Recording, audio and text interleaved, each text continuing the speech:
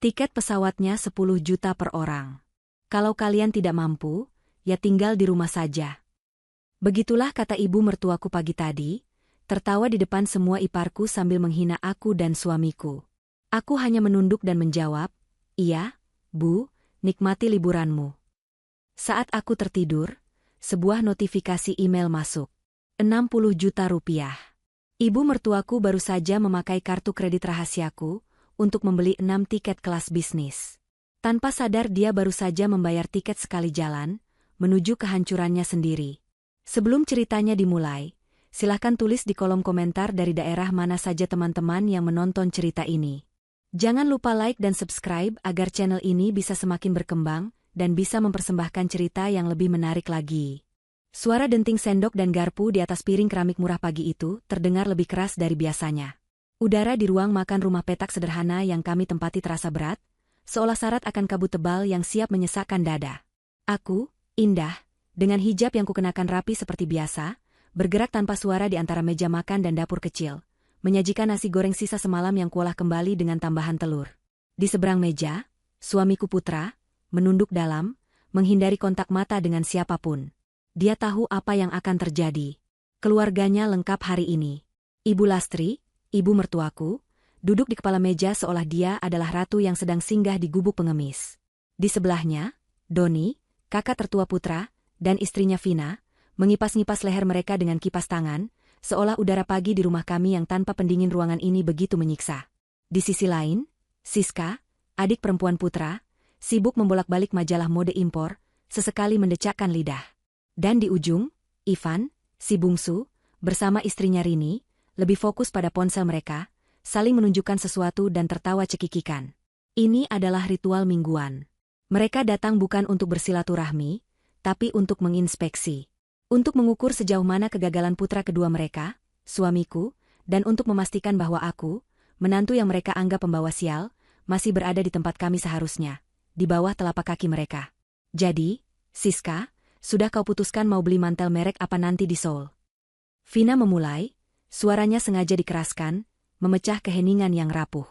Matanya melirik sekilas ke arahku yang sedang menuang air putih ke gelas Putra. Siska menutup majalahnya dengan dramatis. Tentu saja yang seri terbaru, Mbak, yang dipakai artis di drama itu. Aduh, aku tidak sabar.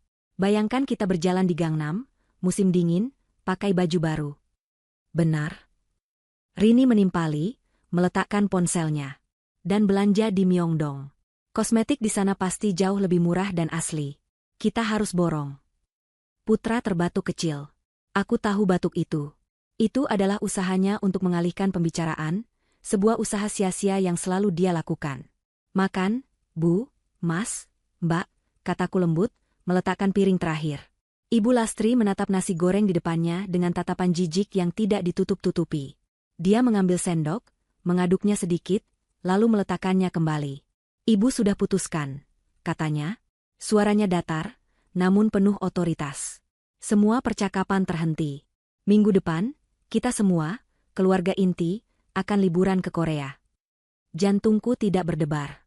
Aku sudah menduganya. Rencana ini sudah mereka bicarakan berbisik-bisik selama sebulan terakhir. Wah, akhirnya ibu putuskan juga. Seru Doni, tersenyum lebar pada ibunya. Bagus, Bu. Kita perlu liburan yang layak. Bosan di Indonesia terus. Tentu saja, Ibu Lastri berkata, tatapannya kini beralih, menyapu Putra dan aku secara bergantian.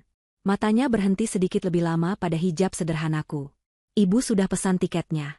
Kita semua. Ibu, Doni, Vina, Siska, Ivan, dan Rini. 6 orang. Dia sengaja menyebutkan jumlahnya. 6 orang. Bukan 8. Putra akhirnya mengangkat wajahnya. Keningnya berkerut. Bu. Ibu Lastri mengangkat satu tangannya, menghentikan kalimat Putra sebelum keluar. Dengar dulu, ini liburan mahal, Putra. Bukan liburan ke puncak atau Bandung yang biasa kau lakukan itu. Dia terkekeh pelan, dan yang lain ikut tertawa. Kami ambil kelas bisnis, Vina menambahkan, seolah itu adalah detail terpenting di dunia. Supaya bisa istirahat di pesawat. Perjalanan panjang, kan? Tidak mungkin kami duduk di kelas ekonomi yang sempit. Dan hotelnya. Siska memekik. Ibu pesan hotel bintang 5 dekat pusat perbelanjaan. Aku sudah cek. Ada kolam renang air hangatnya. Suasana di meja makan menjadi riuh rendah dengan rencana mereka. Mereka membahas itinerari, pakaian apa yang akan dibawa, berapa banyak uang yang harus disiapkan untuk belanja. Putra dan aku duduk diam, seperti dua patung yang tidak terlihat di pesta mereka sendiri. Aku terus makan dalam diam, sementara Putra hanya mengaduk-aduk nasi goreng di piringnya, kehilangan nafsu makan. Setelah beberapa menit yang terasa seperti selamanya, Ibu Lastri berdeham. Dia menatap lurus ke arah Putra, lalu ke arahku. Senyum sinis tersungging di bibirnya yang dipoles lipstik merah menyala. Ini dia. Momen yang dia tunggu-tunggu. Puncak dari sandiwara ini. Putra, Indah, panggilnya, suaranya dibuat-buat terdengar penuh simpati palsu. Ibu tahu kalian pasti ingin ikut. Siapa yang tidak mau ke Korea, kan? Aku menghentikan kunyahanku, menelan pelan. Aku menatap matanya. Tapi, lanjutnya, kita harus realistis. Hidup itu harus tahu diri. Aku merasakan tangan Putra di bawah meja mengepal di atas pahanya. Aku meraih tangannya, menggenggamnya erat. Dia menoleh padaku, matanya menyiratkan luka dan amarah yang tertahan. Aku menggeleng pelan, memberinya isyarat untuk tetap tenang. Gaji kamu, Putra, ibu tahu persis berapa. Manajer di perusahaan kecil seperti itu, paling cukup untuk makan sehari-hari. Benar, kan? Dia menoleh ke Doni yang merupakan wakil direktur di perusahaan besar. Doni hanya tersenyum miring. Lalu, tatapannya beralih padaku. Dan Indah, katanya, pasti sibuk mengurus rumah. Lagi pula, liburan seperti ini butuh biaya besar. Bukan hanya tiket, tapi pakaian musim dingin, belanja oleh-oleh. Kalian tidak akan sanggup. Ruangan itu hening. Bahkan Ivan dan Rini kini meletakkan ponsel mereka, menikmati pertunjukan. Ibu Lastri mencondongkan tubuhnya ke depan, seolah ingin memberikan pukulan terakhir.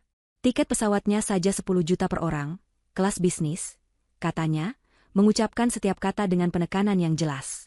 Itu baru tiket. Kalau kalian tidak mampu, ya tinggal di rumah saja. Dia tertawa. Tawa renyah yang diikuti oleh Vina, Siska, dan Rini. Doni dan Ivan hanya tersenyum angkuh. Benar, Bu, seru Siska. Jaga rumah saja. Nanti kami bawakan oleh-oleh gantungan kunci. Tawa mereka semakin keras, memenuhi ruang makan sempit kami, memantul di dinding-dinding kusam. Putra nyaris berdiri dari kursinya, wajahnya memerah padam. Genggamanku di tangannya menguat. Mas, jangan, bisikku nyaris tak terdengar. Aku menarik napas panjang.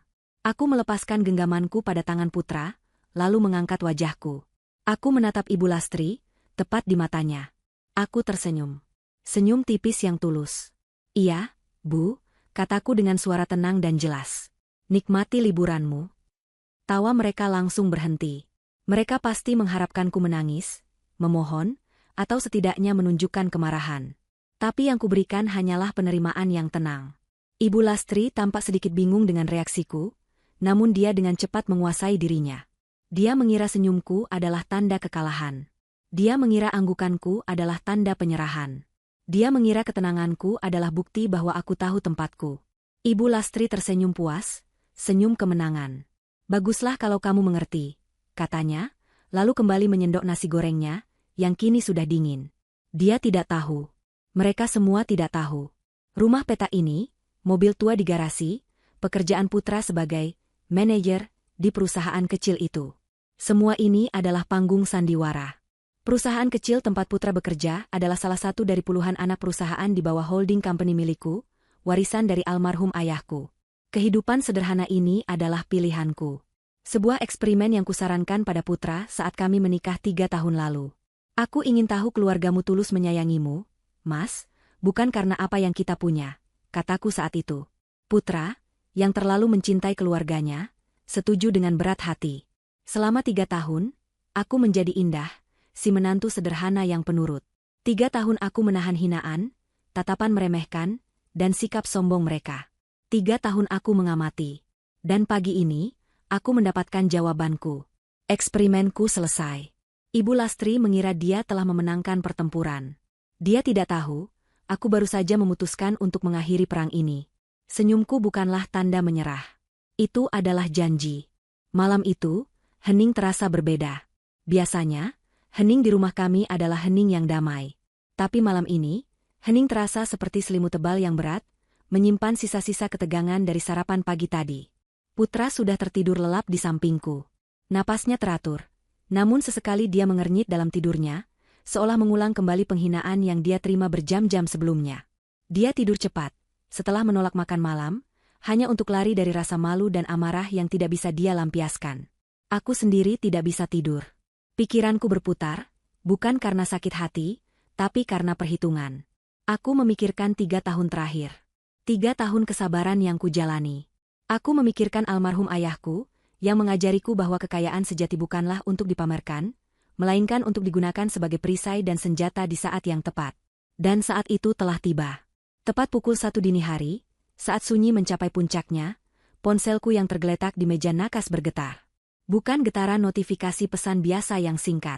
Ini adalah getaran panjang dan berat, getaran khusus yang kuatur hanya untuk satu hal, peringatan ban prioritas. Aku melirik Putra. Dia tidak bergerak. Dengan hati-hati, aku menyibakkan selimut, turun dari ranjang kayu sederhana kami tanpa menimbulkan suara. Kakiku melangkah di lantai keramik yang dingin menuju meja rias kecil di sudut kamar. Aku mengambil ponselku. Layarnya menyala, menampilkan notifikasi email dari bank tempat aset utamaku tersimpan. Subjeknya, notifikasi persetujuan transaksi prioritas. Jantungku berdebar sedikit lebih cepat, bukan karena takut, tapi karena antisipasi.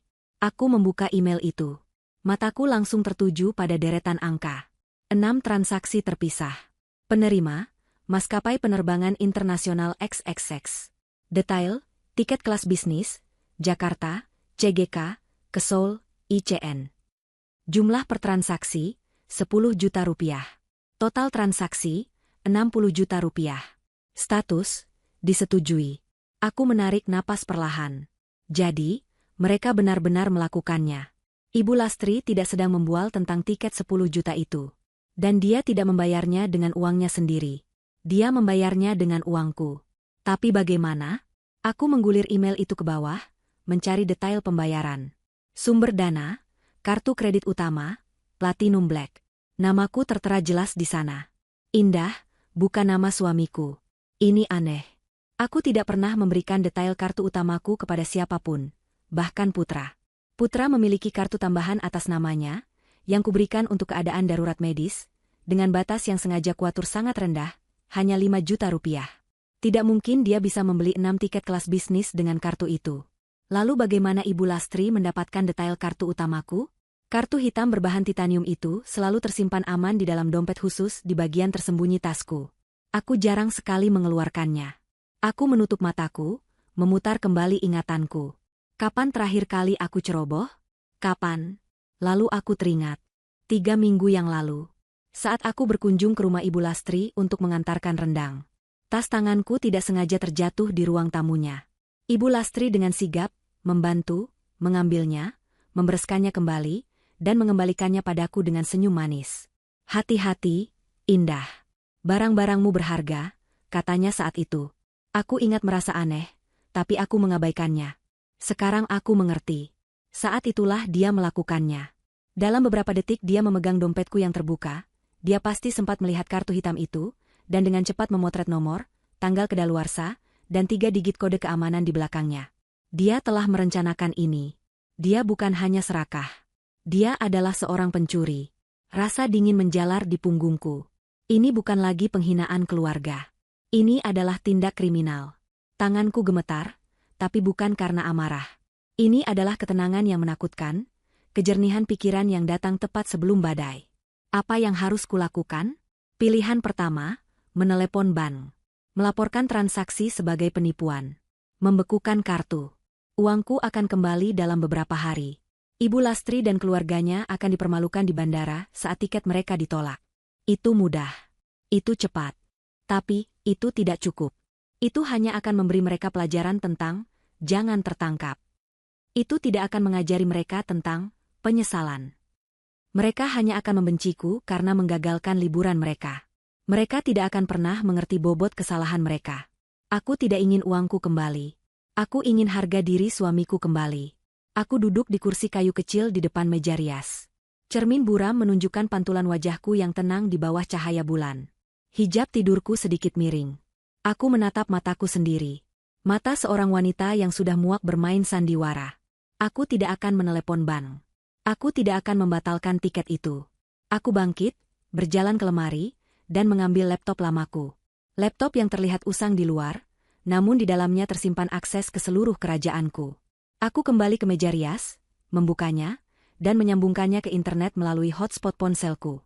Aku membuka aplikasi email yang terenkripsi. Mengetik alamat yang sudah lebih dari setahun tidak kusapa. a.pratama@pratamanusantara.co.id. Angga Pratama.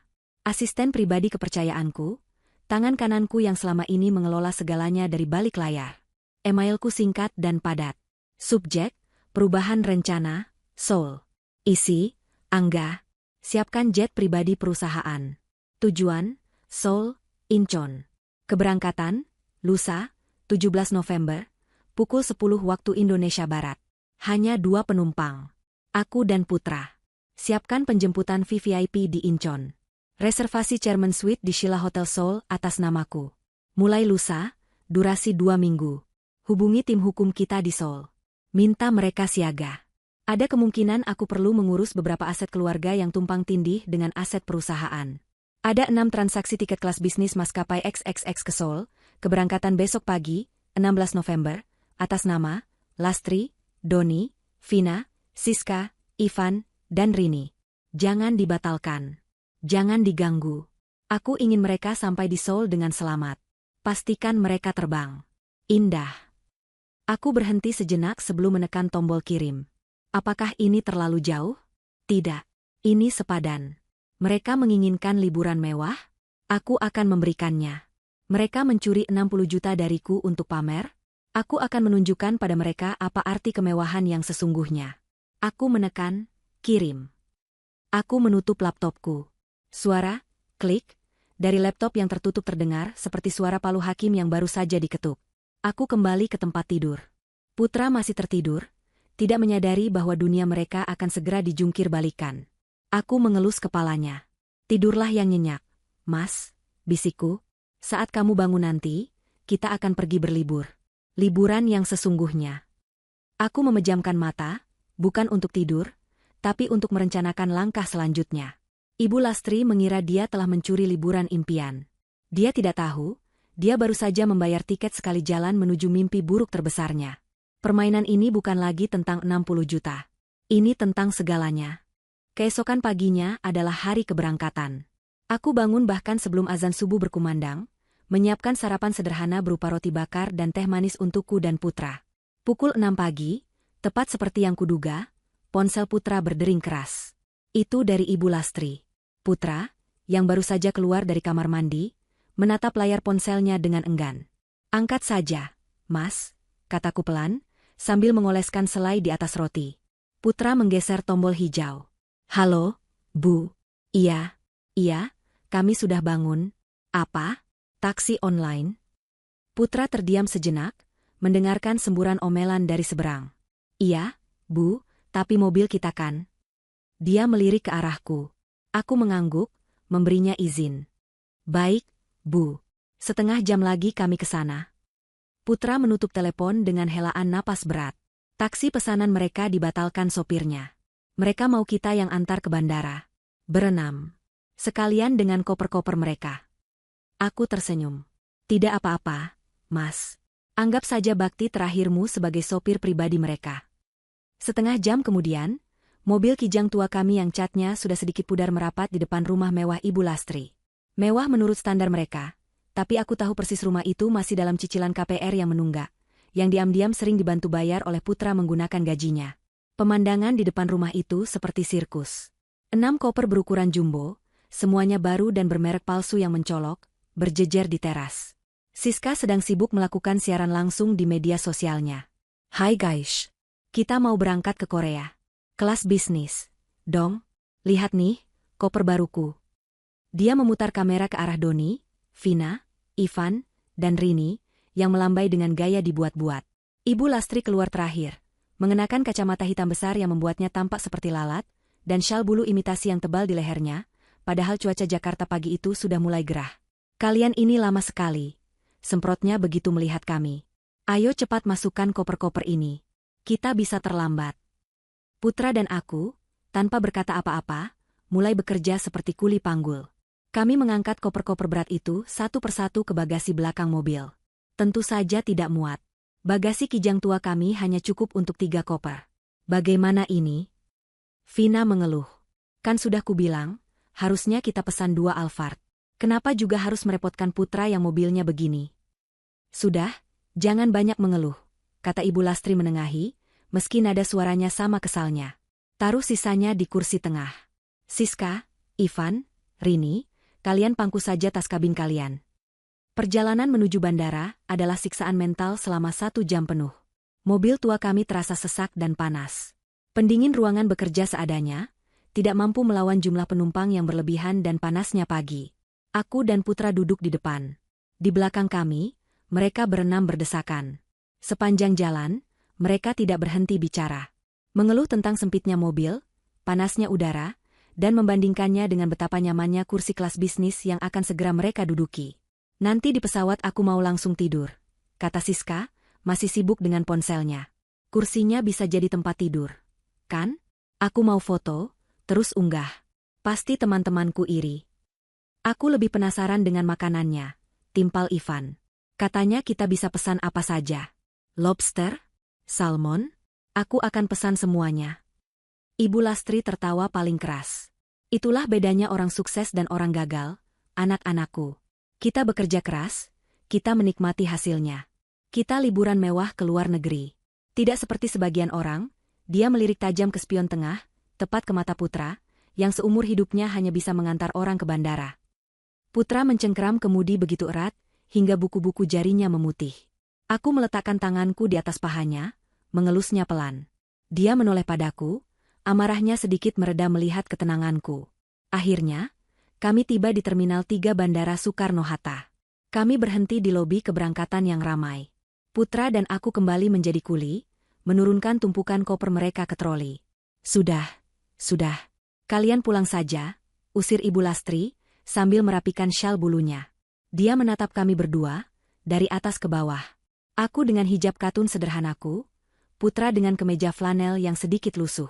Hati-hati di jalan, Bu, kataku tulus, sambil tersenyum. Ibu Lastri mendengus. Tentu saja. Kami akan bersenang-senang, tidak seperti kalian. Siska menimpali dari belakang. Jaga rumah baik-baik ya, Mbak Indah.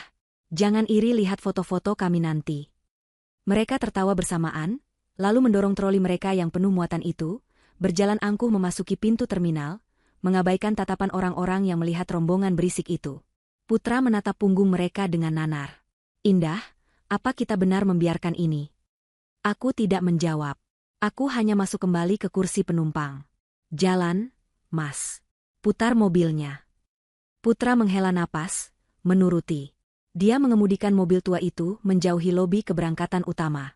Tapi aku tidak menyuruhnya pergi ke arah pintu keluar tol.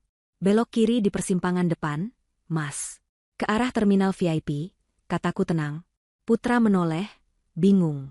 Terminal VIP? Untuk apa? Kita juga mau ke Korea, kataku. Putra menghentikan mobilnya sejenak. Apa maksudmu, Indah? Kamu bercanda? Tadi malam? Aku tidak bercanda, Mas. Tiket mereka memang 60 juta. Tapi liburan kita tidak ternilai. Aku menunjuk ke depan. Jalan saja. Ada yang menunggu kita. Dengan ragu, Putra mengarahkan mobil ke jalan kecil yang sepi menuju terminal pribadi. Benar saja, di sana, di depan sebuah gedung kecil yang mewah dan dijaga ketat, sebuah Mercedes Maybach hitam mengilap telah terparkir. Di sampingnya, berdiri seorang pria tegap berjas mahal yang kukenal baik. Angga Pratama. Kami berhenti di belakang mobil mewah itu. Angga segera menghampiri, membukakan pintu untukku. Selamat pagi, Nyonya Indah, katanya hormat, seolah aku baru saja turun dari limusin, bukan dari kijang tua. Tuan Putra. Semua sudah siap sesuai instruksi Nyonya. Putra keluar dari mobil dengan linglung. Dia menatap Angga, lalu Maybach, lalu gedung terminal privat di depannya. Angga, kataku sambil merapikan hijabku, urus mobil tua ini. Pastikan disimpan baik-baik. Itu kenang-kenangan berharga. Baik, Nyonya. Dan barang-barang kami. Angga menunjuk ke Maybach. Sudah di dalam bagasi, Nyonya. Jet pribadi Anda siap berangkat dalam 30 menit. Putra menatapku, matanya terbuka lebar, penuh ketidakpercayaan. Indah, apa ini semua? Aku tersenyum, menggandeng tangannya. Tangan yang tadi gemetar karena amarah, kini gemetar karena bingung. Ini adalah kehidupan kita yang sebenarnya, Mas. Maaf membuatmu menunggu selama 3 tahun. Ayo, kita harus mengejar penerbangan kita. Di dalam Terminal 3 yang riuh, Ibu Lastri dan rombongannya berjalan dengan langkah penuh kemenangan. Mereka sengaja memilih jalur check-in prioritas untuk kelas bisnis, meskipun antrean di kelas ekonomi pagi itu sebenarnya cukup lengang. Bagi mereka, ini bukan soal efisiensi, ini soal status. Siska masih memegang ponselnya, merekam setiap langkah. Lihat, guys, konternya eksklusif. Beda banget sama yang ekonomi, celotehnya. Ibu Lastri mendorong trolinya ke depan, menyerobot antrean kecil di depannya tanpa merasa bersalah. Permisi, katanya ketus pada seorang pria bule yang sedang dilayani. Petugas konter, seorang wanita muda berseragam rapi, tersenyum profesional. Selamat pagi, Ibu.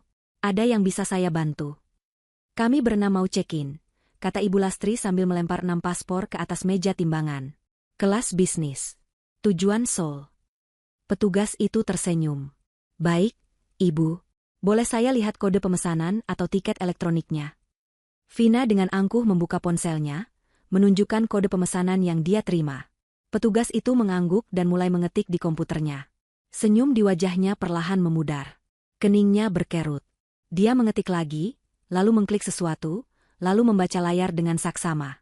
Ada masalah apa? Tanya Doni, merasa ada yang tidak beres. Petugas itu mengangkat wajahnya, senyum profesionalnya kembali, namun kini terlihat sedikit kaku. Mohon maaf, Ibu, Bapak. Sepertinya ada sedikit kendala dengan pemesanan Anda. Wajah Ibu Lastri langsung mengeras. Kendala apa? Saya sudah bayar lunas. 60 juta. Kamu jangan main-main ya. Tenang, Ibu, kata petugas itu. Saya periksa kembali. Nama pemesan Ibu Lastri dan 5 penumpang lainnya. Penerbangan XXX pukul 9 pagi ini ke Incheon. Ya, itu benar. Cepat cetak boarding pas kami. Kami mau ke lounge. Seru Siska tidak sabar. Petugas itu menelan ludah. Status tiket di sistem saya menunjukkan dibatalkan. Hening. Selama 3 detik, rombongan itu membeku.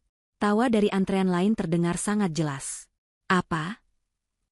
Suara Ibu Lastri melengking, menarik perhatian separuh area check-in. Dibatalkan? Siapa yang berani membatalkan tiket saya? Kamu pasti salah lihat. Ibu, mohon tenangkan diri Anda, kata petugas itu, suaranya sedikit gemetar. Di sini tertulis jelas, pemesanan ini dibatalkan oleh pihak bank penerbit kartu kredit. Tidak mungkin. Vina menyela, panik. Ini pasti kesalahan sistem. Coba lagi. Coba cek lagi. Saya sudah cek 3 kali, Ibu. Statusnya final. Dibatalkan, tegas petugas itu. Saya tidak mau tahu. Saya bayar pakai kartu kredit. Uangnya pasti sudah masuk. Panggil manajer kamu. Sekarang. Ibu Lastri menggebrak meja konter. Beberapa petugas keamanan bandara mulai mendekat karena melihat keributan. Pria bule yang tadi diserobot Ibu Lastri menggelengkan kepala dan pindah ke konter lain. Tak lama, seorang pria yang lebih senior, mengenakan jas, datang dengan langkah cepat. Ada apa ini? Saya supervisor area ini. Kamu, tunjuk Ibu Lastri. Anak buahmu bilang tiket saya dibatalkan. Saya bayar 60 juta untuk 6 tiket kelas bisnis. Ini buktinya. Dia menyodorkan ponsel Vina. Supervisor itu mengambil kode pemesanan, membawanya ke terminal komputer lain, dan memeriksanya sendiri. Dia bekerja dalam diam selama beberapa menit. Wajahnya serius. Ibu Lastri, Doni, Vina, Siska, Ivan, dan Rini menunggu dengan napas tertahan. Mereka mulai berkeringat. Syal bulu Ibu Lastri kini tampak konyol. Akhirnya, supervisor itu kembali. Dia menatap Ibu Lastri dengan tatapan yang sulit diartikan. Dingin dan profesional. Benar, Ibu. Seluruh pemesanan ini telah dibatalkan. Siapa yang batalkan? Beritahu saya. Supervisor itu ragu sejenak. Menurut catatan dari bank, transaksi ini ditandai sebagai transaksi berisiko tinggi. Pihak bank telah menghubungi pemilik kartu utama pagi ini untuk verifikasi. Jantung Ibu Lastri berdebar. Pemilik kartu utama? Dan, lanjut supervisor itu, suaranya pelan namun terdengar jelas oleh mereka berenam. Pemilik kartu utama mengonfirmasi bahwa beliau tidak mengenali transaksi ini. Tidak mungkin. Itu kartu. Vina nyaris keceplosan, tapi Doni menyikutnya. Lalu apa statusnya sekarang? Tanya Doni, mencoba terdengar tenang. Supervisor itu menatap lurus ke mata Ibu Lastri. Statusnya adalah dugaan pencurian identitas dan penipuan transaksi. Pembayaran telah dibekukan oleh bank. Tiket Anda tidak valid. Mohon maaf, Ibu, Bapak, Anda tidak bisa terbang hari ini. Kata-kata supervisor itu jatuh seperti palu baja di tengah keramaian. Dugaan pencurian. Suara Ibu Lastri yang tadi melengking tinggi kini tercekat di tenggorokannya. Dia menatap supervisor itu, lalu ke petugas konter, lalu kedua petugas keamanan bandara yang kini berdiri lebih dekat, mengapit mereka. Pencurian? Ulang Doni, suaranya bergetar. Dia, sang wakil direktur, tahu apa arti istilah itu dalam konteks bisnis. Itu tidak mungkin. Pasti ada kesalahan verifikasi. Kami ini keluarga. Ini penghinaan, teriak Vina, berusaha mengembalikan harga dirinya. Kalian tahu kami siapa? Kalian akan kami tuntut. Tapi ancaman itu terdengar hampa. Justru Siska yang reaksinya paling jujur. Ponsel yang tadi digenggamnya erat untuk siaran langsung kini jatuh dari tangannya, tergeletak di lantai dengan layar retak. Wajahnya pucat pasi. Tidak mungkin. Liburanku. Dia mulai terisak, bukan tangisan sedih, tapi tangisan panik seorang anak yang mainannya dirampas. Ivan dan Rini saling berpandangan, ketakutan. Mimpi mereka tentang lobster dan kosmetik Myeongdong menguap, berganti dengan skenario horor diinterogasi polisi. Ibu Lastri gemetar hebat. Bukan lagi karena marah, tapi karena ketakutan murni. Dia tahu apa yang telah dia lakukan. Dia tahu dia telah mengambil foto nomor kartu Indah 3 minggu lalu. Dia mengira Indah si bodoh itu tidak akan pernah tahu, atau tidak akan bisa berbuat apa-apa. Dia salah besar. Saya tidak tahu apa-apa. Ibu Lastri tergagap, mulai memainkan peran sebagai korban. Pasti ada yang menjebak saya. Pasti. Matanya liar mencari-cari alasan, mencari kambing hitam. Dan tepat pada saat itulah, dia melihat mereka. Di seberang kerumunan kecil mereka, berjalan dua sosok yang familiar namun terasa asing. Mereka berjalan santai dari arah pintu masuk VVIP, melintasi area check-in utama, menuju jalur imigrasi prioritas yang terpisah. Itu Putra dan Indah. Tetapi, itu bukan Putra dan Indah yang mereka kenal. Indah tidak lagi mengenakan hijab katun murahan. Dia mengenakan hijab sutra berwarna krem lembut yang membingkai wajahnya dengan sempurna. Tubuhnya dibalut trench coat panjang berwarna camel dari merek yang sering dilihat Siska di majalah mode, yang harganya saja mungkin lebih mahal dari gabungan gaji dia dan suaminya selama setahun. Sebuah tas tangan kulit berwarna senada tersampir anggun di lengannya. Dia berjalan tegak, auranya tenang dan berwibawa. Di sampingnya, Putra tidak lagi memakai flanel lusuh. Dia mengenakan kemeja putih bersih dengan blazer perjalanan berwarna biru tua yang dijahit dengan sempurna. Rambutnya disisir rapi. Dia berjalan tegap, dagunya terangkat, matanya menatap lurus ke depan, tidak lagi menunduk menghindari dunia. Mereka berdua tampak seperti pasangan kaya raya yang baru saja turun dari sampul majalah Forbes. Itu Mas Putra, kan? Bisik Rini, menyikut Ivan. Siska berhenti menangis. Matanya membelalak.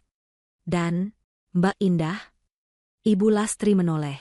Seluruh darah di wajahnya seolah surut melihat pemandangan itu.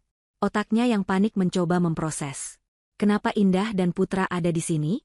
Kenapa mereka berpakaian seperti itu? Mereka mau kemana? Putra, teriak Ibu Lastri, suaranya parau. Putra dan Indah berhenti. Mereka menoleh, seolah baru menyadari keributan yang disebabkan keluarga mereka.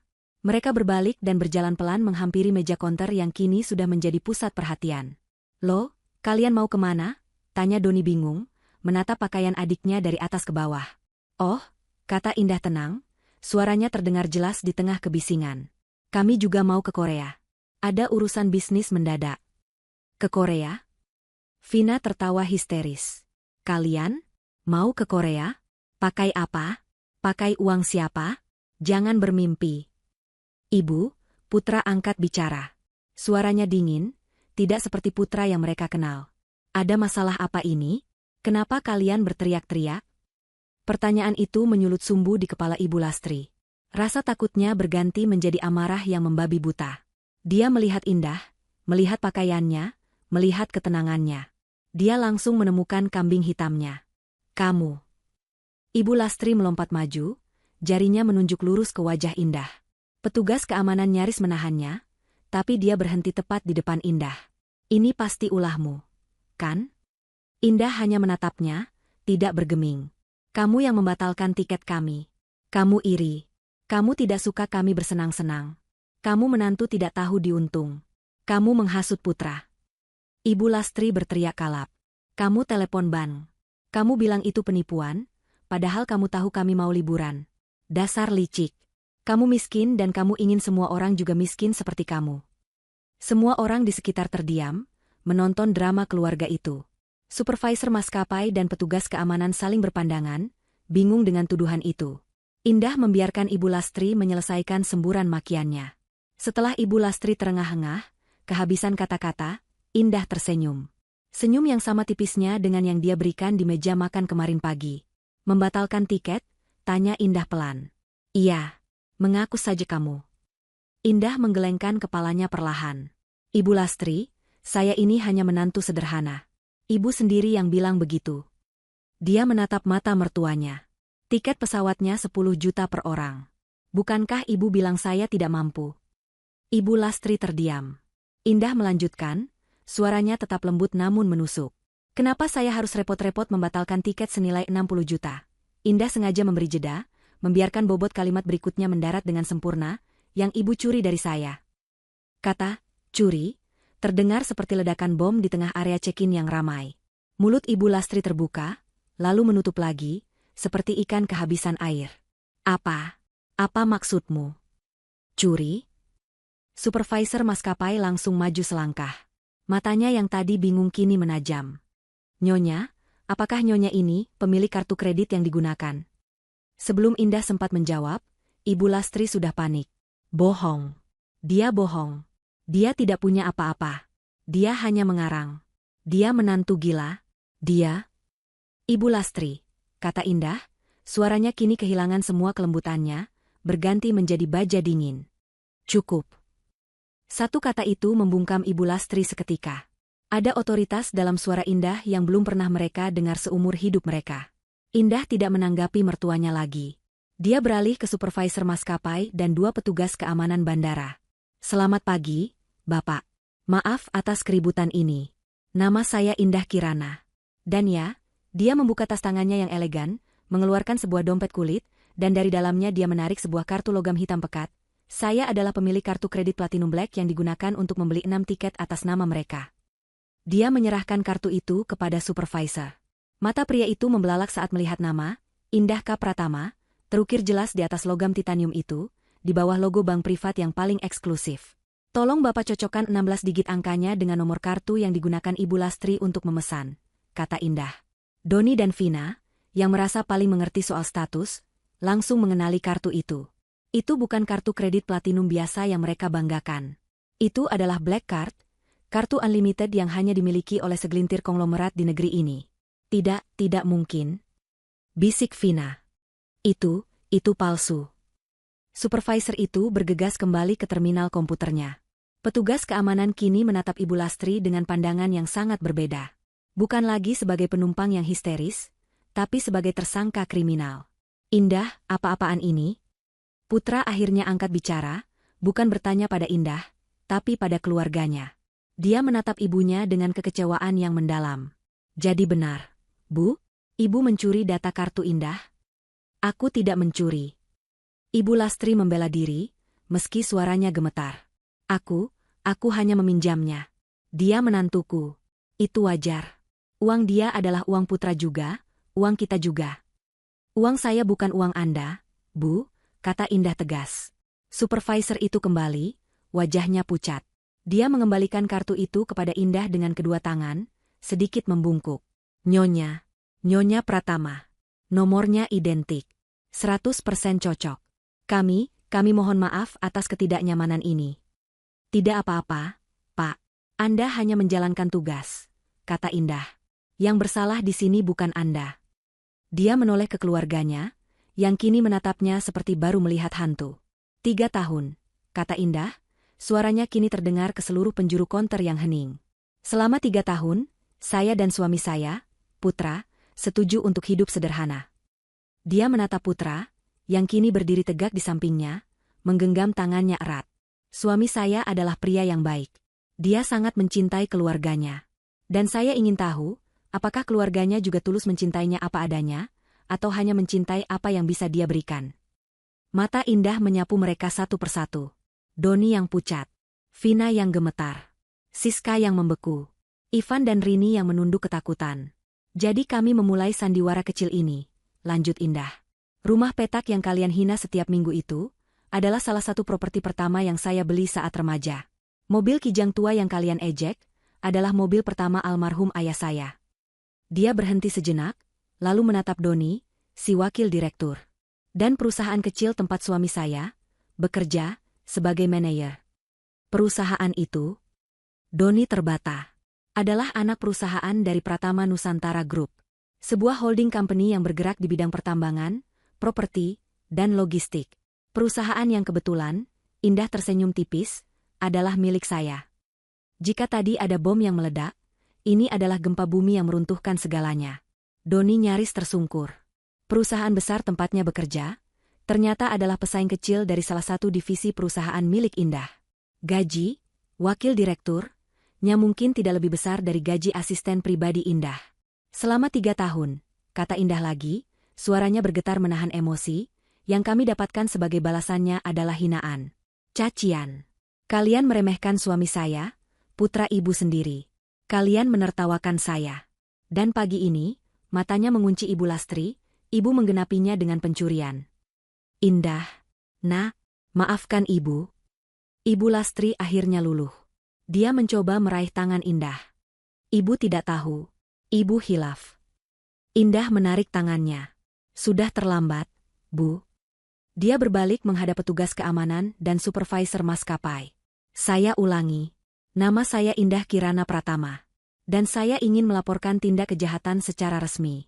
Ibu mertua saya ini, Ibu Lastri, dia menunjuk lurus ke wanita yang kini menangis itu, telah mencuri data kartu kredit saya dan menggunakannya tanpa izin untuk melakukan pembelian senilai 60 juta rupiah. Wajah Ibu Lastri menjadi seputih kertas. Saya tidak membatalkan tiket itu, kata Indah dengan jelas. Saya hanya menjawab telepon dari bank saya 1 jam yang lalu. Mereka bertanya apakah saya sedang berada di Bandara Soekarno-Hatta, untuk membeli 6 tiket kelas bisnis ke Seoul. Saya menjawab tidak. Saya menjawab bahwa kartu saya telah dicuri. Ban melakukan sisanya. Indah menatap Ibu Lastri yang sudah terduduk lemas di kopernya. Bapak petugas, silakan proses beliau sesuai hukum yang berlaku. Tindakan Indah yang secara formal melaporkan pencurian itu, adalah paku terakhir di peti mati kesombongan Ibu Lastri. 2 petugas keamanan bandara, yang tadinya hanya berjaga, kini bertindak sigap. Mereka tidak lagi memandangnya sebagai penumpang yang mengamuk, melainkan sebagai tersangka. Ibu Lastri, ya? Mohon ikut kami ke pos keamanan untuk dimintai keterangan lebih lanjut, kata salah satu petugas dengan suara datar dan tegas. Tidak, saya tidak mau. Ibu Lastri mulai meronta. Tangisannya yang tadi dibuat-buat kini berubah menjadi tangisan panik yang nyata. Dia mencengkeram troli koper, seolah itu bisa menyelamatkannya. Saya tidak mencuri. Indah, bilang pada mereka. Tarik ucapanmu, nak, ibu mohon. Indah tidak menoleh. Dia hanya menatap lurus ke depan, wajahnya tanpa ekspresi. Lepaskan ibuku. Doni tiba-tiba berteriak, maju untuk menghalangi petugas. Kalian tidak bisa menahan ibu saya hanya karena ucapan wanita ini. Kalian tidak tahu siapa kami. Petugas kedua, yang badannya lebih tegap, menahan Doni dengan 1 tangan di dadanya. Pak, jangan halangi petugas. Nyonya Pratama sudah membuat laporan resmi. Ini adalah prosedur. Jika ibu Anda tidak bersalah, beliau bisa menjelaskannya di kantor polisi. Polisi? Vina memekik. Kata itu menyentaknya lebih keras daripada kata pencurian. Doni, jangan sampai ibu masuk kantor polisi. Ini akan menghancurkan reputasimu. Reputasi kita. Siska, Ivan, dan Rini berdiri mematung di belakang, di antara tumpukan koper-koper baru mereka. Wajah mereka pucat pasi. Liburan impian ke Korea dalam sekejap berubah menjadi mimpi buruk terburuk mereka. Mereka akan masuk berita. Mereka akan menjadi bahan tertawaan. Mas Putra. Tolong, Mas. Siska akhirnya menemukan suaranya. Dia berlari ke arah Putra, mengabaikan Indah, dan berlutut memegang kaki kakaknya. Mas, tolong ibu, bilang sama Mbak Indah, ini cuma salah paham. Kita keluarga, kan, Mas? Mas Putra, tolong. Ibu bisa sakit jantung. Mas. Ini adalah momen yang ditunggu-tunggu Putra selama 3 tahun. Momen di mana keluarganya akhirnya memandangnya, memohon padanya. Tapi bukan sebagai pria sukses, melainkan sebagai perantara untuk istrinya yang ternyata jauh lebih sukses. Putra menatap adiknya yang menangis di kakinya. Dia melihat ke arah ibunya yang kini digiring paksa, satu petugas memegang satu lengannya. Dia melihat Doni yang berdebat sengit dengan petugas lainnya, Vina yang histeris menelepon seseorang, mungkin pengacara. Dia melihat Ivan dan Rini yang gemetar ketakutan. Selama ini, dia menahan diri demi kata, keluarga. Dia diam saat mereka menghina istrinya. Dia diam saat mereka meremehkan pekerjaannya. Dia diam saat mereka menertawakan rumah sederhananya. Dia diam demi ibunya. Tapi pagi ini, di meja makan, saat ibunya tertawa dan berkata, kalau kalian tidak mampu, ya tinggal di rumah saja. Sesuatu dalam dirinya telah patah.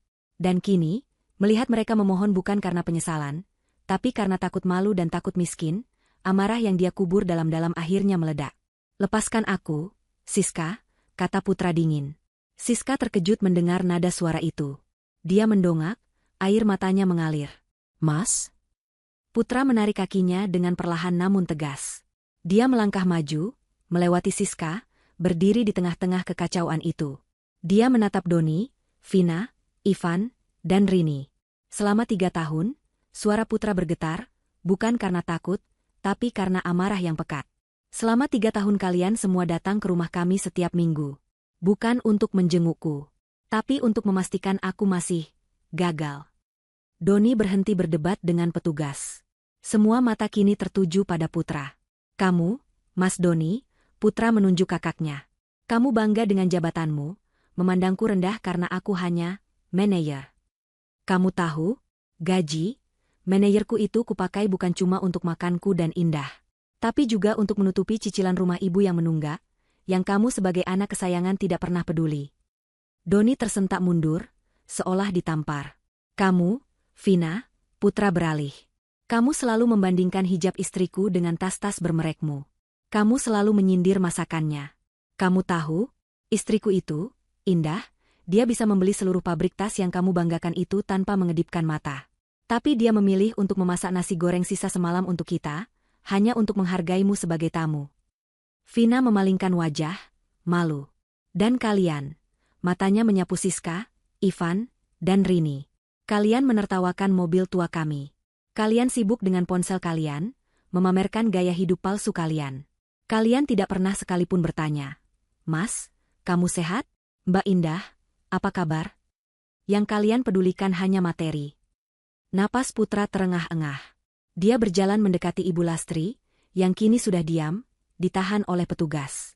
Dan ibu. Suaranya pecah. Aku menghormatimu. Aku menahan istriku untuk tidak melawanmu. Aku membiarkannya dihina di rumahnya sendiri. Aku pikir ibu hanya kecewa padaku. Tapi hari ini aku sadar. Putra menatap lurus ke mata ibunya yang ketakutan.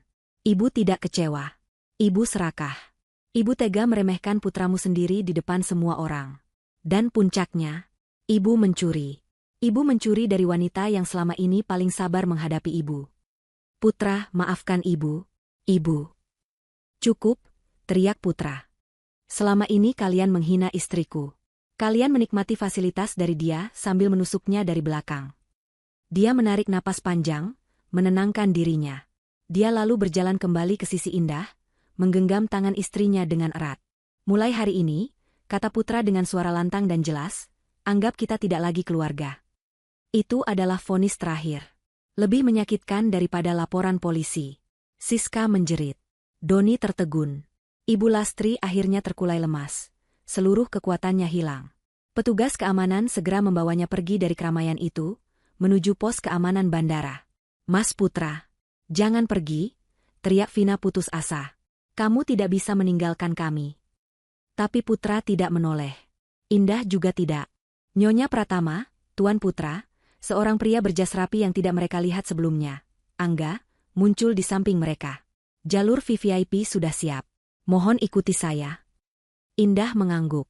Terima kasih, Angga. Di bawah tatapan puluhan orang yang berkerumun, diiringi tangisan histeris Siska dan makian putus asa Doni, Indah dan Putra berjalan pergi. Mereka tidak berjalan ke antrean imigrasi umum. Angga membawa mereka ke sebuah pintu kayu berpanel mewah yang tersembunyi di sudut terminal. Di baliknya, ada dunia yang berbeda. Ruangan itu sepi, berkarpet tebal, dengan sofa-sofa empuk dan wangi aromaterapi yang menenangkan. Dua petugas imigrasi berseragam lengkap sudah menunggu sambil berdiri. Mereka tersenyum hormat. Selamat pagi, Nyonya Pratama, sapa salah satu petugas. Kami sudah menunggu Anda.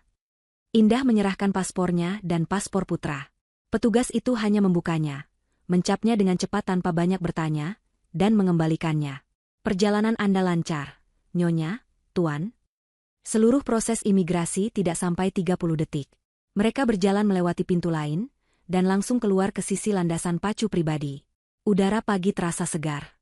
Di sana, di atas aspal yang bersih, sebuah jet pribadi berwarna putih bersih dengan garis emas berkilauan di bawah sinar matahari. Gulfstream G650. Di ekornya, tertera logo, PN, yang elegan, Pratama Nusantara. Di kaki tangga pesawat, dua pramugari berseragam anggun dan seorang pilot berbaris rapi. Begitu melihat Indah dan Putra, mereka serempak membungkuk. Selamat datang, Nyonya Pratama, Tuan Putra, sapa pramugari senior. Kami siap mengantar Anda ke Seoul. Putra menatap pesawat itu, lalu menatap Indah. Dia masih gemetar karena konfrontasi tadi, tapi di matanya ada cahaya baru. Cahaya kebebasan. Indah tersenyum padanya, senyum tulus pertama hari itu. Ayo, Mas. Liburan kita dimulai. Interior pesawat pribadi itu adalah antitesis dari semua yang baru saja mereka tinggalkan. Tidak ada keramaian, tidak ada teriakan, tidak ada bau keringat dan kepanikan.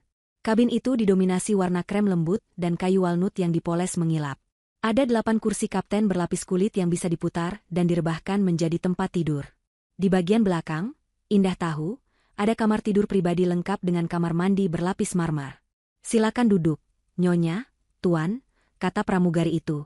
Kita akan lepas landas segera setelah Anda merasa nyaman. Putra duduk di salah satu kursi di dekat jendela. Dia tenggelam dalam kelembutan kulitnya. Indah duduk di seberangnya. Saat pintu hidrolik ditutup dengan desisan pelan, suara dunia luar terputus sama sekali. Hanya ada keheningan yang mewah. Pramugari datang lagi, menawarkan minuman selamat datang di atas nampan perak. Jus jeruk segar untuk Indah, dan sparkling water dengan irisan lemon untuk Putra. Masih memikirkannya? Tanya Indah lembut, saat pesawat mulai bergerak pelan menuju landasan pacu. Putra menatap minumannya, melihat gelembung-gelembung kecil naik ke permukaan. Aku baru saja memutuskan hubungan dengan ibuku, dengan keluargaku. Kamu melakukan apa yang harus kamu lakukan, Mas. Aku merasa bersalah, akunya pelan, melihat wajah ibu tadi. Aku tahu, kata Indah, mengulurkan tangan dan menggenggam tangannya. Tapi ingat ini, rasa bersalahmu adalah bukti bahwa kamu orang baik. Tapi rasa bersalah itulah yang mereka eksploitasi selama ini. Putra mengangkat wajahnya, menatap mata istrinya. Mata yang selama 3 tahun ini selalu menatapnya dengan sabar. Mereka tidak akan pernah berhenti, Mas, lanjut Indah. Hari ini mereka mencuri 60 juta. Bulan depan, saat mereka tahu kita punya lebih, mereka akan meminta 600 juta. Mereka akan meminta jabatan untuk Doni, modal usaha untuk Ivan, rumah baru untuk Siska. Mereka akan mengisap kita sampai kering. Mereka tidak hanya menghinaku, mereka menghancurkanmu. Mereka membuatmu merasa kecil, tidak berharga, dan gagal. Supaya apa? Supaya kamu lebih mudah dikendalikan. Pesawat berakselerasi di landasan pacu. Putra merasakan daya dorong yang kuat namun, halus menekan punggungnya ke kursi. Beberapa detik kemudian, mereka mengudara, menembus awan tipis Jakarta dan melesat menuju langit biru cerah. Aku tidak melakukan ini semua untuk membalas dendam, Mas, kata Indah, menatap keluar jendela sejenak sebelum kembali menatap suaminya. Aku melakukannya untuk kita. Untuk masa depan kita. Untuk memberimu kesempatan menjadi dirimu sendiri, tanpa bayang-bayang keserakahan mereka. Putra terdiam lama. Dia melihat kota Jakarta yang kotor dan ramai mengecil di bawah mereka. Dia merasa seperti beban ribuan kilogram terangkat dari bahunya. Kamu benar, katanya akhirnya. Aku merasa lega. Aku merasa bebas. Itu karena kamu memang bebas sekarang, kata Indah tersenyum. Penerbangan 6 jam ke Seoul terasa seperti mimpi. Mereka disajikan makanan yang disiapkan oleh koki pribadi. Putra menikmati steak Wagyu A5 yang meleleh di mulutnya, sementara Indah menikmati salmon panggang dengan sayuran organik. Mereka berbicara. Bukan tentang Ibu Lastri atau masa lalu. Mereka berbicara tentang masa depan. Tentang apa yang Putra sebenarnya ingin lakukan. Dia mengaku selalu tertarik pada arsitektur dan desain. Sebuah mimpi yang dia kubur karena keluarganya menuntutnya cepat bekerja di bidang yang menghasilkan uang. Indah mendengarkan dengan saksama. Kita bisa wujudkan itu. Divisi properti kita selalu butuh arsitek berbakat. Bukan sebagai manajer lagi, canda Putra. Bukan. Sebagai direktur utama di perusahaan desainmu sendiri. Modal dari aku, kata Indah serius. Putra tertawa, tawa lepas pertama yang Indah dengar dalam 3 tahun. Di tengah penerbangan, saat mereka sedang menikmati hidangan penutup berupa lava cake coklat, pramugari menghampiri mereka dengan tablet satelit. Nyonya, ada email mendesak dari Tuan Angga dan tim hukum. Wajah Indah kembali serius. Mode CEO-nya aktif.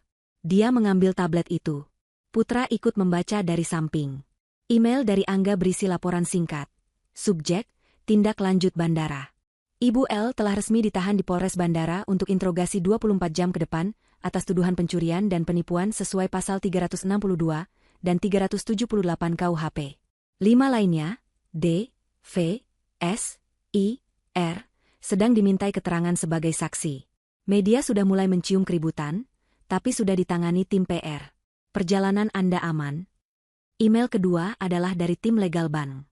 Subjek, laporan penipuan 60 juta. Transaksi telah dibekukan. Dana aman. Mohon instruksi lebih lanjut mengenai pembekuan aset terkait. Putra menelan ludah. Ini benar-benar terjadi. Indah tidak ragu sedetik pun. Dia membuka email balasan, ditujukan kepada Angga, tim legal, dan tim keuangannya. Subjek, instruksi pembekuan aset, segera. Terima kasih atas laporannya. Lanjutkan proses hukum terhadap Ibu L. Saya tidak akan menarik tuntutan. Selanjutnya, lakukan hal-hal berikut. Audit penuh semua aliran dana dari rekening perusahaan saya, termasuk rekening gaji Putra, ke rekening atas nama Lastri, Doni, Vina, Siska, Ivan, dan Rini selama 3 tahun terakhir. Rumah yang saat ini ditinggali Ibu Lastri. Saya tahu KPR itu dijaminkan atas salah satu aset perusahaan saya. Segera tarik jaminan tersebut. Biarkan ban mengeksekusi rumah itu sesuai prosedur tunggakan. Tarik fasilitas kendaraan perusahaan yang mungkin digunakan oleh Doni atau Ivan, jika ada. Bekukan semua kartu kredit tambahan dan akses perbankan lain yang terkait dengan rekening induk Pratama Nusantara. Saya ingin mereka merasakan apa artinya, tidak mampu, yang sesungguhnya. Biarkan mereka mencari pengacara sendiri. Biarkan mereka mencari tempat tinggal sendiri. Mulai hari ini, Indah menekan tombol, kirim. Suara, swos. Pelan dari tablet itu terdengar seperti vonis mati bagi kekayaan keluarga Lastri. Dia meletakkan tablet itu di meja. Dia menoleh ke suaminya, yang menatapnya dengan campuran rasa ngeri dan kekaguman atas ketegasannya. Indah tersenyum lembut, aura CEO-nya menghilang, kembali menjadi istrinya.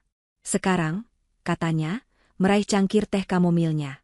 Liburan kita yang sebenarnya baru saja dimulai. Pramugari datang kembali. Tuan, Nyonya, sekitar 1 jam lagi kita akan mendarat di Incheon. Apakah ada yang Anda butuhkan sebelum itu? Putra menatap Indah, lalu tersenyum. Senyum tulus penuh kebebasan. Tidak, terima kasih. Semuanya sempurna. Kenyataan menghantam Doni, Vina, Siska, Ivan, dan Rini lebih keras daripada tamparan. Saat Ibu Lastri digiring menjauh oleh petugas, mereka berlima ditinggalkan begitu saja di tengah-tengah terminal bandara, menjadi tontonan yang memalukan. Koper-koper jumbo mereka yang berwarna-warni kini tampak konyol, seperti properti sirkus yang ditinggalkan badutnya. Orang-orang berbisik, beberapa bahkan secara terang-terangan mengambil foto mereka. Siska, yang insting pertamanya adalah menutupi wajah, sadar ponselnya masih tergeletak di lantai dekat counter check-in dengan layar retak. Mereka digiring oleh petugas lain ke ruangan terpisah, bukan pos keamanan utama tempat Ibu Lastri ditahan, melainkan ruang interogasi kecil yang steril untuk para saksi. Selama 6 jam berikutnya, hidup mereka berubah menjadi mimpi buruk birokrasi. Mereka diinterogasi satu persatu. Polisi yang bertanya bersikap profesional, namun tatapan mereka tajam dan pertanyaan mereka menusuk. "Jadi, Anda tidak tahu kartu kredit siapa yang digunakan?" tanya seorang petugas kepada Doni. Saya pikir itu kartu ibu saya," kata Doni, suaranya lemah. Keringat membasahi kemeja mahalnya. "Ibu Anda tidak bekerja. Dari mana beliau mendapatkan kartu kredit dengan limit ratusan juta?" Saya tidak tahu." Vina diinterogasi di ruangan lain. Dia mencoba bersikap angkuh, mengancam akan menelepon pengacaranya. "Anda tidak bisa menahan saya.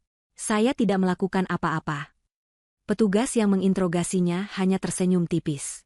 "Kami tidak menahan Anda, Nyonya. Kami hanya meminta keterangan.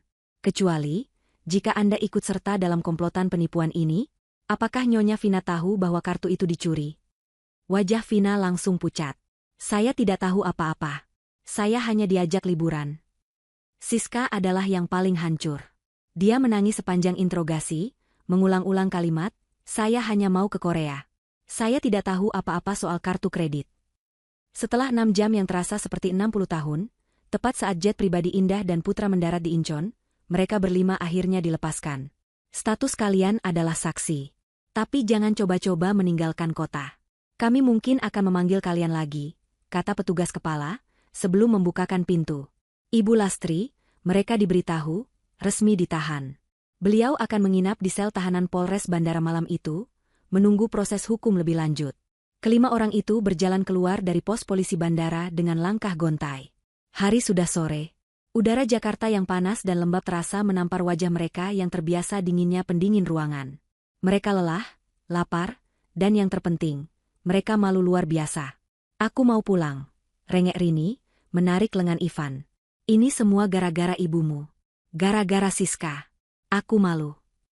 "Diam kamu," bentak Siska, matanya bengkak karena menangis. "Aku juga korban di sini." "Sudah. Jangan bertengkar," gertak Doni, mencoba mengembalikan sisa-sisa wibawanya. "Kita pulang dulu. Kita pikirkan cara mengeluarkan ibu." Mereka berjalan ke lobi kedatangan, mendorong troli mereka yang berisi koper-koper liburan yang kini menjadi beban. Mereka butuh taksi. Bukan taksi biasa. Mereka butuh setidaknya 2 mobil besar untuk mengangkut mereka dan barang bawaan mereka.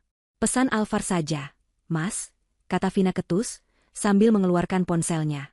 "Aku sudah tidak tahan lagi. Cepat pesan." Dia membuka aplikasi pemesanan taksi premium. Dia memasukkan alamat rumah Ibu Lastri. Lalu dia memilih metode pembayaran. Kartu kredit utamanya. Konfirmasi pesanan. Ponselnya memproses sejenak. Lalu muncul notifikasi merah. Pembayaran ditolak. Silakan periksa kembali detail kartu Anda, atau gunakan metode pembayaran lain. Vina mengernyit. Kenapa ini? Tumben sekali. Dia mencoba lagi. Ditolak. Dia mencoba kartu kreditnya yang lain, kartu suplementari dari Doni. Ditolak. "Ada apa?" tanya Doni tidak sabar. "Kartuku tidak bisa, Mas." "Coba pakai kartumu," seru Vina, panik. Doni mengeluarkan dompetnya dengan angkuh. Dia adalah wakil direktur. Tentu saja kartunya beres. Dia membuka aplikasi yang sama. Pembayaran ditolak. "Ini aneh," gumam Doni. Dia mencoba kartu debitnya. Saldo tidak mencukupi. "Apa?" pekik Doni, tidak percaya. "Saldo tidak cukup? Tidak mungkin. Gajiku baru masuk kemarin." Kepanikan mulai menjalar. Ivan mencoba. Ditolak. Siska mencoba kartu debitnya. Saldo tidak mencukupi. Rini mencoba. Ditolak. Mereka semua saling berpandangan. Ketakutan yang baru, yang lebih dalam daripada takut pada polisi, mulai merayapi mereka. Ketakutan finansial. Ini pasti ulah Indah," desis Vina. Dia memblokir kita." "Tidak mungkin," bantah Doni, meski suaranya tidak yakin. "Dia hanya bisa memblokir kartu yang dia laporkan. Dia tidak bisa menyentuh rekening kita. Gaji kita, itu dari perusahaan tempatku bekerja. Bukan dari dia." "Apa kamu yakin, Mas?" tanya Ivan pelan. "Perusahaan tempat Mas Doni bekerja, dan perusahaan tempat Mas Putra bekerja. Tadi Indah bilang." Doni terdiam. Dia ingat. Indah adalah pemilik holding company. Perusahaan besar tempatnya bekerja, yang selalu dia banggakan, bisa jadi hanyalah anak perusahaan lain yang juga dimiliki Indah. Gaji, fasilitas, mobil dinas semua itu berasal dari Indah. Email yang dikirim Indah dari atas jet pribadi itu kini telah dieksekusi. Perintah, bekukan semua aset, itu bukan hanya gertakan. Itu adalah perintah eksekusi finansial. Coba cek dompet kalian. Uang tunai. Kita punya berapa uang tunai? Teriak Doni, kini benar-benar panik. Mereka berlima membongkar dompet dan tas mereka di pinggir jalan, seperti pengemis. Vina hanya punya 50.000 rupiah. Aku tidak pernah bawa uang tunai, isaknya. Siska punya 100.000. Ivan dan Rini punya gabungan 150.000. Doni, dengan dompet kulit mahalnya, hanya punya 2 lembar ratusan ribu. Total, mereka hanya punya 500.000 rupiah. 5 orang dewasa, dengan 6 koper raksasa, terdampar di bandara, dengan uang tunai yang bahkan tidak cukup untuk membayar tol dan makan malam. Kita naik bis Damri saja, usul Ivan pelan. Naik bis, pekik Siska. Dengan koper-koper ini, aku tidak mau. Kamu mau jalan kaki? Bentak Doni. Kita tidak punya pilihan. Setelah perdebatan sengit yang memalukan, mereka terpaksa menyeret koper-koper mereka ke shelter bis umum. Mereka harus menunggu 20 menit di tengah panas, sebelum akhirnya sebuah bis kota datang. Mereka harus bersusah payah mengangkat koper-koper itu ke bagasi bawah bis, dibantu kernet yang menatap mereka dengan aneh. Perjalanan pulang 1 jam itu adalah perjalanan terpanjang dalam hidup mereka. Mereka duduk berdesakan di kursi belakang yang bau asap rokok, di antara penumpang lain yang menatap mereka dengan curiga. Tidak ada lagi tawa. Tidak ada lagi rencana liburan. Hanya ada keheningan yang menyesakkan. Pukul 9 malam, mereka akhirnya tiba di halte dekat kompleks perumahan Ibu Lastri. Mereka harus berjalan kaki hampir 1 kilometer, menyeret koper-koper berat itu di atas aspal yang tidak rata. Roda koper baru Siska patah 1. Dia menangis dalam diam. Akhirnya, mereka sampai di depan gerbang tinggi rumah Ibu Lastri. Rumah yang selalu mereka banggakan. Doni merogoh kunci dari sakunya. Tapi saat dia hendak memasukkan kunci ke gembok, dia berhenti. Gerbang itu terkunci dari dalam dengan gembok yang berbeda. Dan di gerbang itu, terbentang sebuah spanduk besar berwarna kuning cerah, yang dipasang sore tadi oleh petugas bank. Tulisannya jelas, tercetak tebal dengan huruf kapital. Aset ini atas nama Ibu Lastri telah disita oleh pihak bank, karena kegagalan pembayaran KPR, dan penarikan jaminan oleh pemilik aset induk. Dilarang masuk tanpa izin. Vina membaca tulisan itu. Lalu dia membacanya lagi. Dia tidak berteriak. Dia tidak menangis. Dia hanya ambruk. Dia pingsan di atas trotoar yang kotor. Doni menatap spanduk itu, lalu menatap Vina yang tergeletak, lalu menatap koper-kopernya. Dia tidak bergerak. Dia hanya berdiri mematung. Siska dan Rini menjerit. Ivan terduduk lemas di atas kopernya. Malam itu, mereka, keluarga inti yang sombong itu, resmi menjadi gelandangan. Terdampar di depan rumah mereka sendiri yang telah disita, dengan 6 koper baru yang penuh dengan pakaian musim dingin yang tidak akan pernah mereka pakai.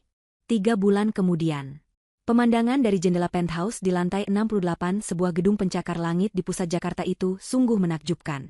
Seluruh kota terhampar di bawahnya, gemerlap lampu malam terlihat seperti taburan berlian di atas kain beludru hitam. Di dalam ruangan yang luas itu, desain interiornya minimalis namun sangat mewah. Dinding marmer Italia, perabotan desainer yang dipesan khusus, dan sebuah lukisan abstrak karya maestro terkenal tergantung di dinding utama. Indah, dengan hijab pashmina berbahan cashmere lembut, berdiri di depan jendela itu, memegang cangkir teh hangat. Dia baru saja menyelesaikan rapat dewan direksi via panggilan video. Dia kini adalah CEO resmi dari Pratama Nusantara Group, tidak lagi bersembunyi di balik layar. Pintu geser tak bersuara terbuka. Putra masuk, tersenyum. Dia tidak lagi mengenakan kemeja lusuh. Dia mengenakan kaos polo dan celana linen yang rapi. Di tangannya, bukan laptop kantor, melainkan sebuah gulungan kertas besar berisi cetak biru. Bagaimana rapatnya? Tanya Putra, melingkarkan lengannya di pinggang Indah dari belakang dan mengecup pelipisnya. Melelahkan. Tapi kita berhasil mendapatkan kontrak pembangunan di ibu kota baru, kata Indah, menyandarkan kepalanya di bahu suaminya. Bagaimana proyekmu? Wajah Putra berbinar. Disetujui. Klien suka sekali dengan desainku. Mereka bilang konsep, rumah tumbuh, yang kutawarkan sangat inovatif. Kita mulai konstruksi bulan depan.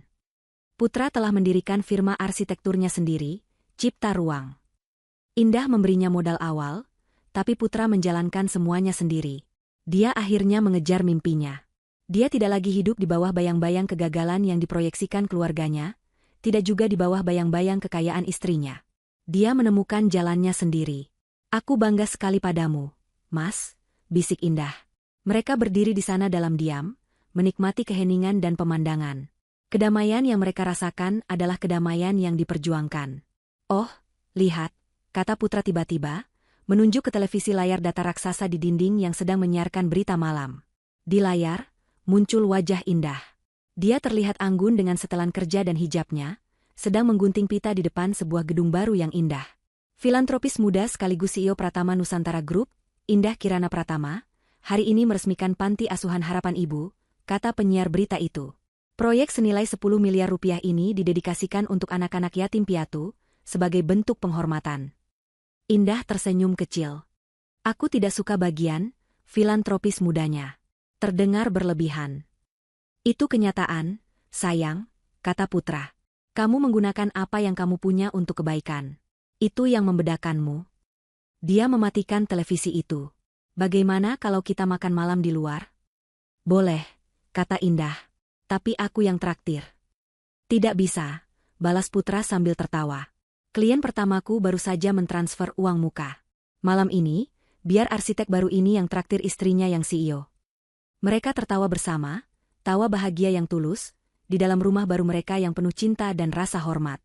Di saat yang bersamaan, di sudut lain Jakarta yang padat, panas, dan becek.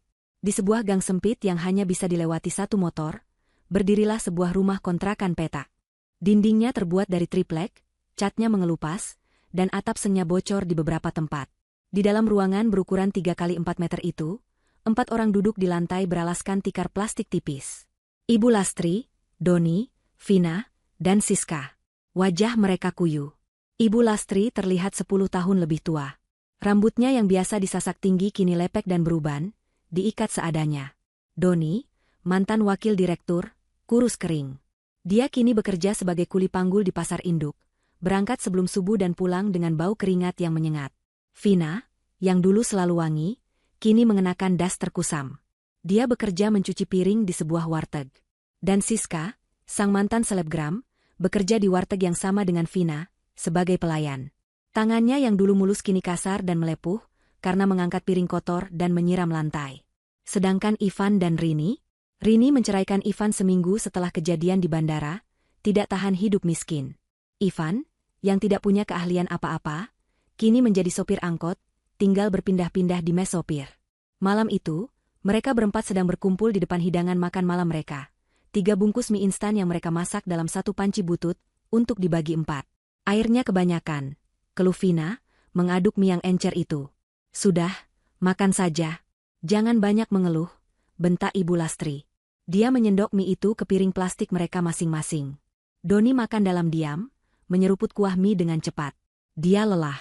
Tadi di warteg ada pelanggan tidak bayar. Gumam Siska, mengunyah mie dengan tatapan kosong. Pemiliknya marah-marah, dan gajiku dipotong. Bagus, cibir Vina. Kerja begitu saja tidak becus. Kamu sendiri bagaimana? Tadi kamu memecahkan piring, kan? Gajimu juga dipotong. Balas Siska, tidak mau kalah. Diam, teriak Ibu Lastri, memukul lantai. Kalian ini bisa tidak sehari saja tidak bertengkar. Ibu pusing.